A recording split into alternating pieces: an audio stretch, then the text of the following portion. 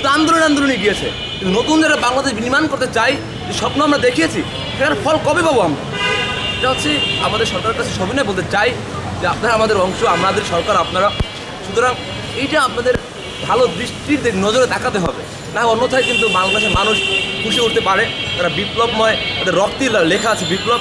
সুতরাং কখন কি খুশি উঠবে, তখন কিন্তু তার একটা প্রতি বিপ্লব তৈরি হবে। সেই প্রতি বিপ্লব আমরা চাই না।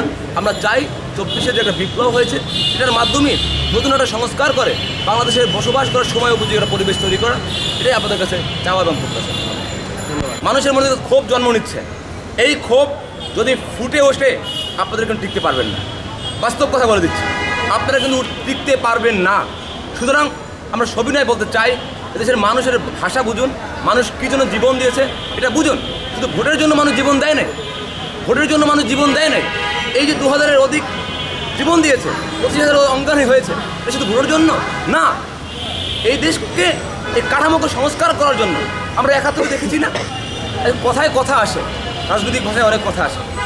সেই জিয়াউর রহমান যখন ক্ষমতায় আসে, তিনি যে প্রক্রিয়া আসুক সেটা নিয়ে আমার প্রশ্ন রয়েছে, কিন্তু তিনি তো এদেশের মানুষের জন্যই কাজ করতেছিল। তাকে হত্যা করেছে কারা?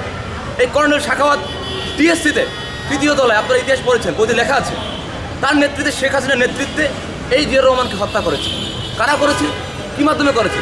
এই ভারতের রয়ের সিদ্ধান্তে করেছে। বঙ্গবন্ধু কে হত্যা করেছে? ভারত হত্যা করেছে।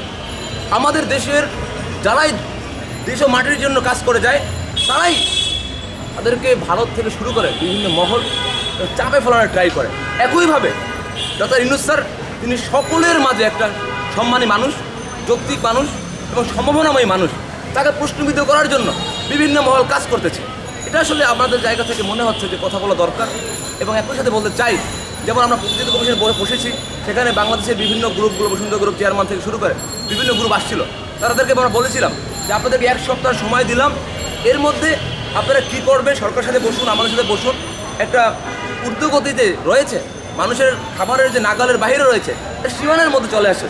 তারা বলছে আমরা বসবো, কিন্তু তারা দেখলাম কি পরের বাড়ি সেই মহাসচিব, যিনি পরিচালক, তাকে ট্রান্সফার করা হয়েছে। কেন ট্রান্সফার করা হবে? ম্যাক্সিমাম লঘুভোটের রাজনীতি, বাস্তবতা ভাই, দিস ট্রু, মানতে হবে। এই লঘুভোটের রাজনীতি বাদ দিয়ে এখন আমরা বিএনপির ছাত্রদলের ভাইদের সাথে বসেছি, কথা বলেছি। তারাও চায় যে যারা সৃজনশীল, মুক্তময়, জ্ঞানের বিনিময়ে রাজনীতি চর্চা করা, তারাও এটা চায়, তাদের নেতৃত্বটা চায়। সুতরাং তারা একটা বড় দল, তারাও যদি এটা চায়, তাহলে তো কোনো সমস্যা নেই। আমরা যারা ছোটো ছোটো সংগঠনগুলো রয়েছি, তারা আমরাও চাচ্ছি যে যারা মেধাবী, তারাই নেতৃত্বে চলে আসুক, তারা ছাত্রদের ভোটে ভিপি নির্বাচিত হোক, তারাই পরবর্তী এমপি হবে, মন্ত্রী হবে, এদের বিনিময় তারাই করবে। সুতরাং আমি মনে করি এটা সময় উপযোগী দাবি। একই সাথে এই বিপ্লবীদের বাংলাদেশকে রক্ষা করতে, বিনির্মাণ করতে, আগামী নতুন নেতৃত্ব বাছাই করতে ছাত্র সংসদ নির্বাচন দিতে হবে। এটা এবং জাতির দাবি, এটা জাতির জন্য, এটা কোনো ব্যক্তির জন্য নয়। আমি মনে করি শুধু ঢাকা ইউনিভার্সিটি নয়, শুধু রাজশাহী ইউনিভার্সিটি নয়, বাংলাদেশের সবগুলো পাবলিক প্রাইভেট কলেজগুলোয় ছাত্ররা যারা শুনতেছেন, আপনারা ক্যাম্পাসের প্রিন্সিপালের সাথে বসুন, বিসিআর সাথে বসুন, ছাত্র সাথে নির্বাচন চালু করার দাবি জানান। এবং এটা আমরা সকলে দাবি জানাতে পারি, অনতি বিলম্বী জাতীয় নির্বাচনের আগে ছাত্র সংসদ নির্বাচনটা হয়ে যাবে আশা করছি।